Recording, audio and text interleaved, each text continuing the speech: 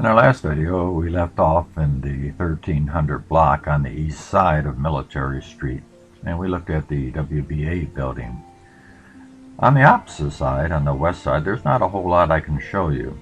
I know in this particular corner where the gas station is, there's been pretty much a gas station there all the time, just different brands over the years. And if you look further down, you can see homes along there, and that's pretty much what it's been for a long time. These are old homes, but not real old homes.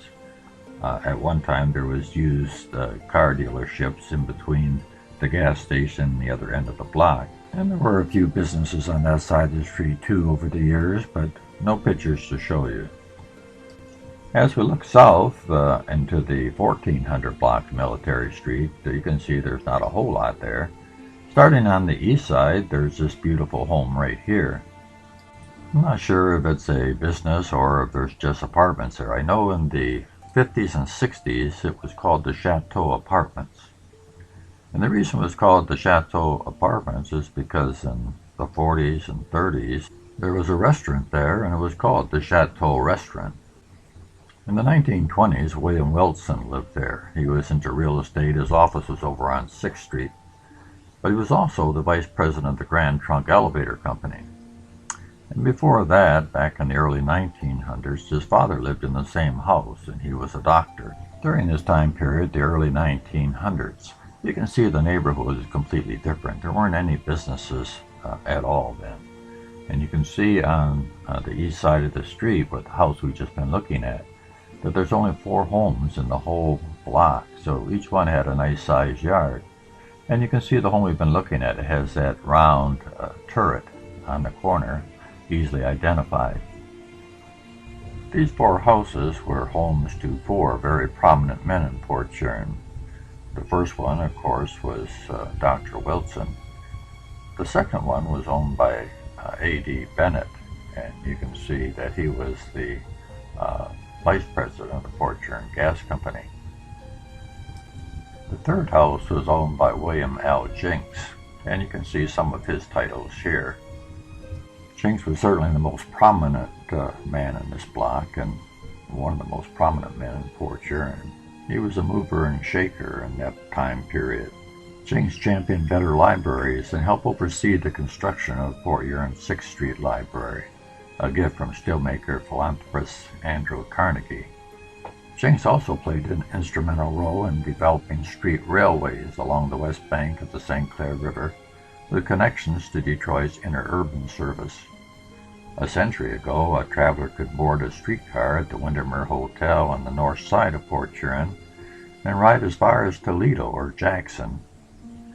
Perhaps the most enduring contribution came in 1900, when Jinx joined with the Moat brothers, Gene and Edward, to build a model community in the mostly undeveloped 11th Ward, or what would become known as South Park.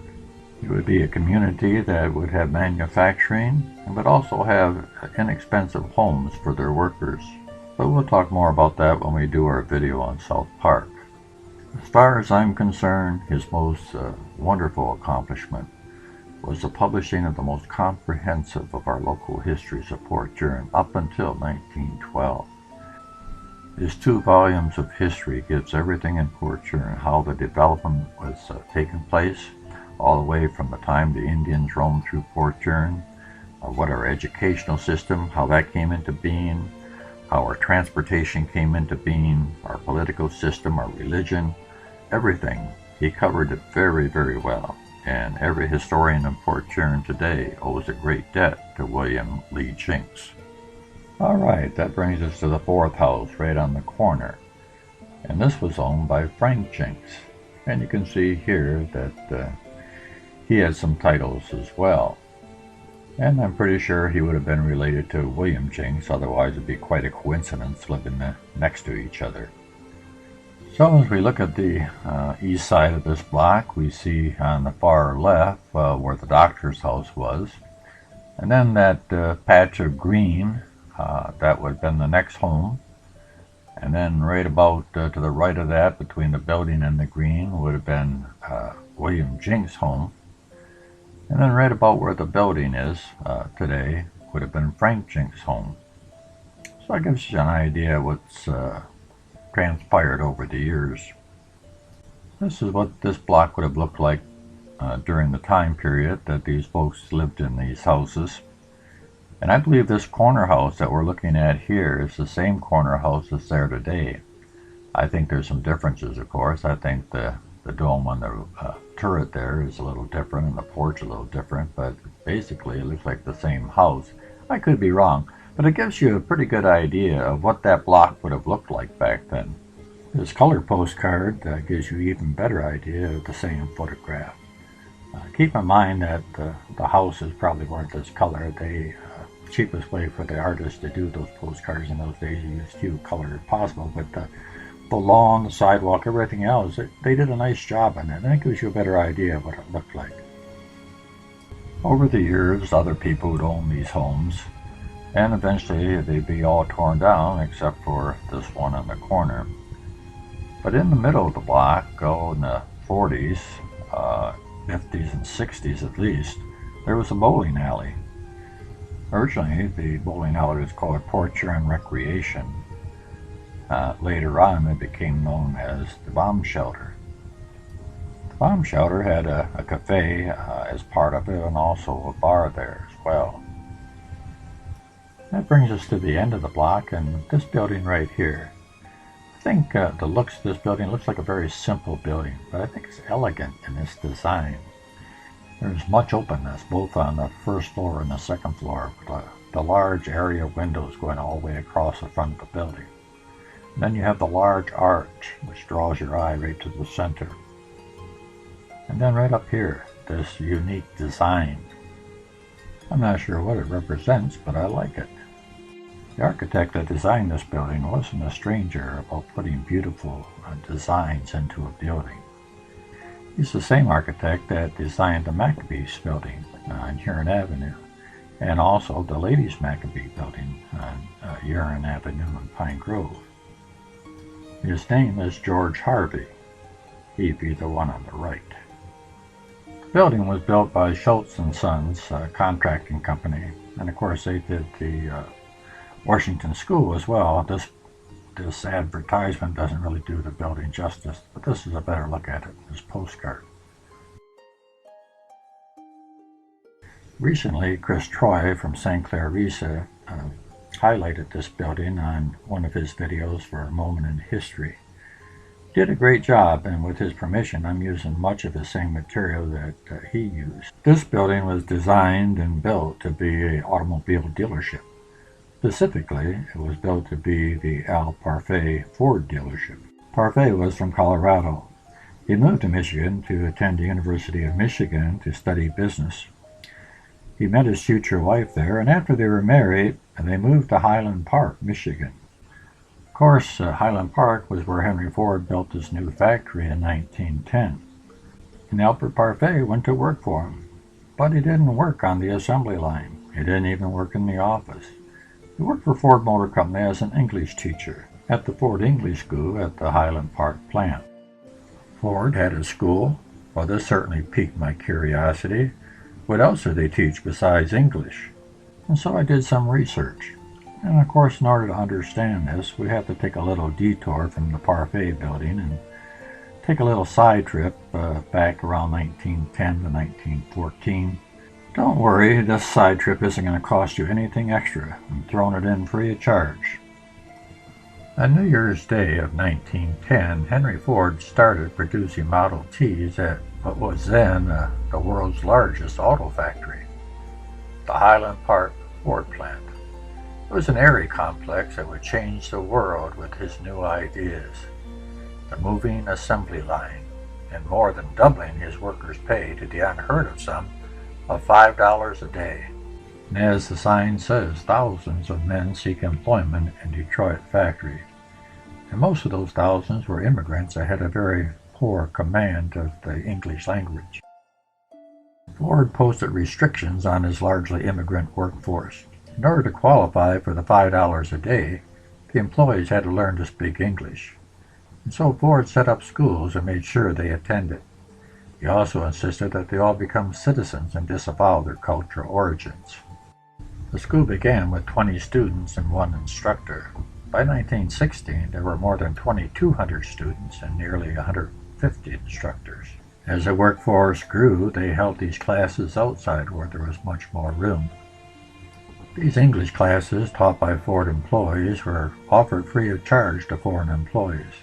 However, students were required to attend classes before or after their work shifts.